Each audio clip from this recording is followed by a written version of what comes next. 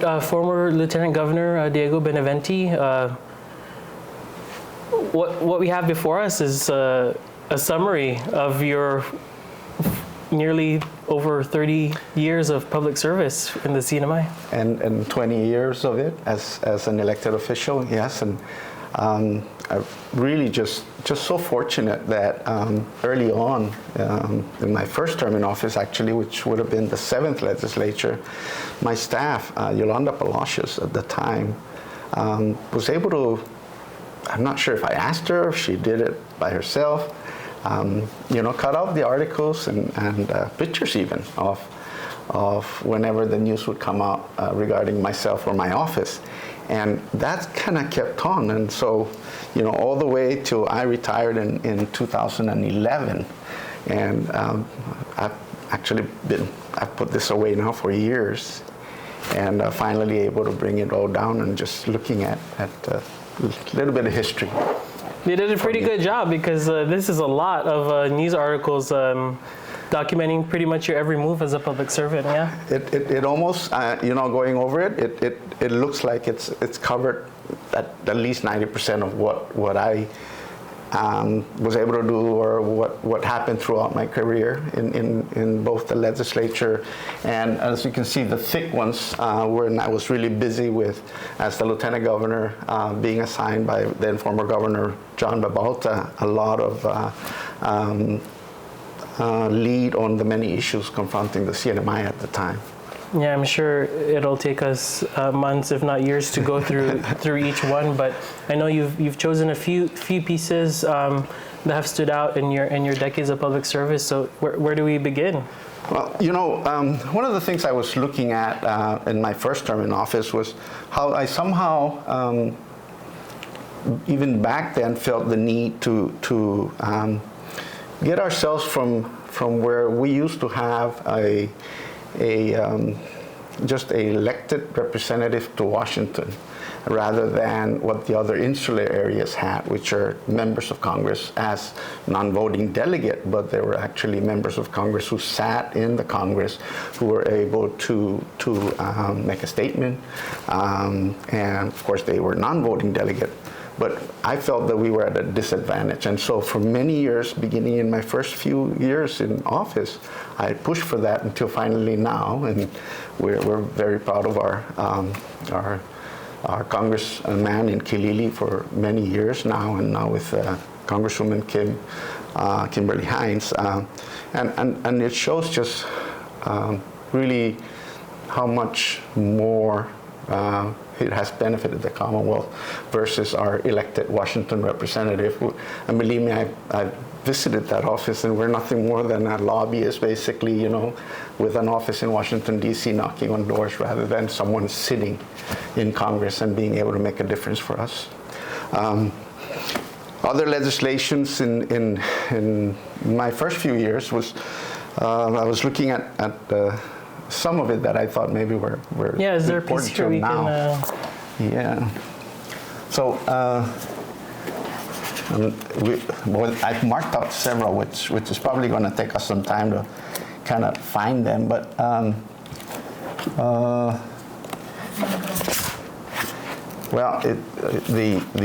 the article on the delegate, the articles on the educational tax credit that continues to benefit institutions. In the past, people talk about the fact that this was just benefiting the private schools, but it's really not. I remember when Saipan Southern High School was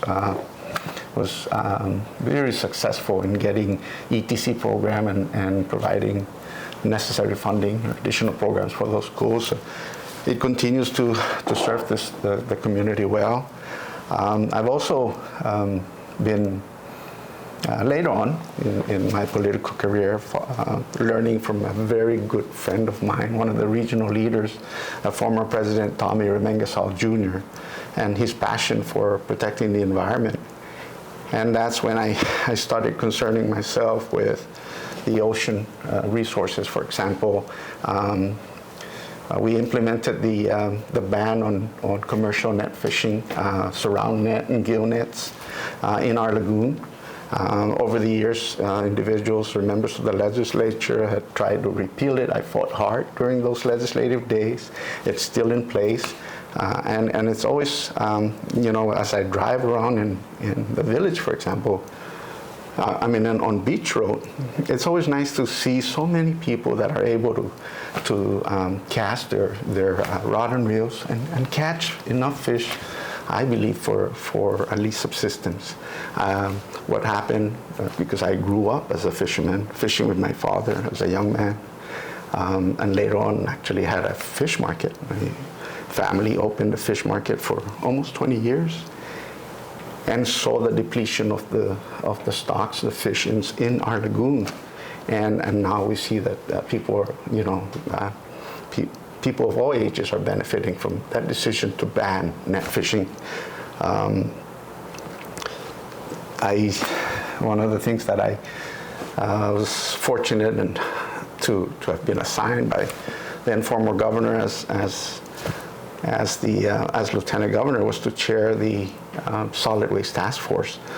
You guys are all too young to remember that the Puerto Rico dump was I want to say a nightmare for the CNMI, where it was at, created all that pollution towards the lagoon, as it was right at the coast.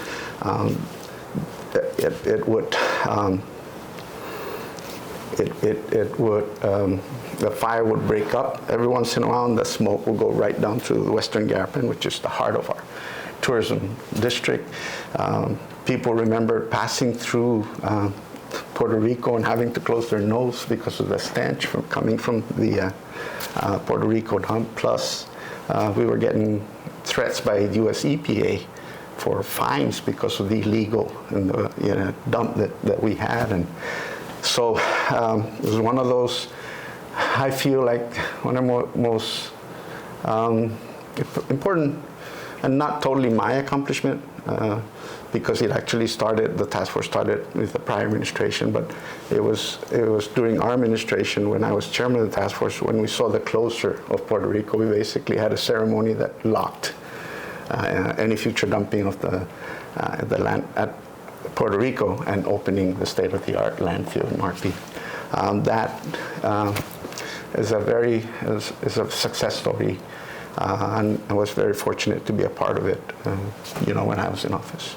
Yeah, we in the media, we try our best to document it, right? Mm-hmm. We cover politicians and their terms, and we often, it's said, write the first draft of history. Is there a story that surprised you, that kind of got attention, that maybe you think, wasn't that big of a story, or, what do you think about some of the stories that maybe became headlines, but you didn't see as such? One of the things that I was able to learn early on is as the Speaker of the House, there are national organizations like the Speakers Association, where I made it a point to attend. And back then, we didn't have any issue with funding. It was so nice during the 90s, right? When I was in office, when I was the Speaker, every year the budget would increase. And there were several years where we would have 2 or 3 supplemental budgets, even after an increased budget, because the tourism was booming at the time. We still had the garment industry that was actually producing revenue. And so I attended a lot of this almost every year. I would go to the National Speakers Association, and there we learned how to deal with the media and how you need to work with the media. And that's something you're taught as a leader, right? And so early on, I learned that, and I think it helped me make sure that for example, in newspaper, if the reporters mad at you for that interview, he'll put an ugly picture of you.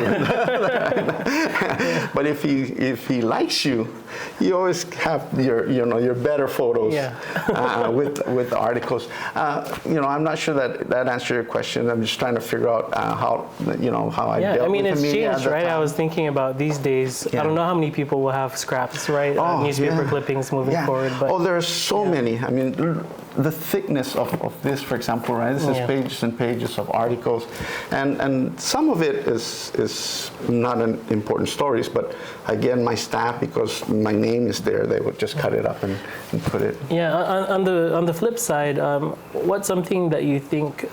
What's a story that wasn't told that you think should have been, or there should have been more attention to it? As an elected official, it's really not just about accomplishments in seeing something through. A bill or a resolution that you introduce that becomes law, and the impact it has on our community. For me, in the 16 years as a member of the legislature, sitting in the chamber debating is really about taking a stand. And there were many times where it was not because it was my legislation or not because it was my idea, but it was because I stood up and I argued and I fought for what I thought was right, and that represents a member of the legislature. So it's, a successful legislator is not necessarily, I've got a list of legislations that I introduced that has become law that as I said earlier, I believe this made an impact in our community.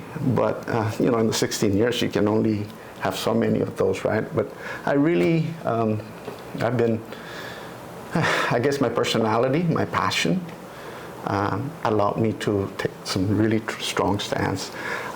One of those incidents, I think, if you ask me what's something that stood up that maybe is not covered here, that maybe people have forgotten. During the 90s, there were several times where individuals, companies had attempted to legalize casino. And I mentioned earlier, it wasn't necessary, and the people knew that because there was actually an initiative, and the people voted it down. And even after that, there were members of the legislature who insisted, I think because of lobbying efforts by other investors. Our tourism industry was strong at the time, our garment industry was still surviving at the time. We just didn't need the casino, and plus Tinian had already had the casino going.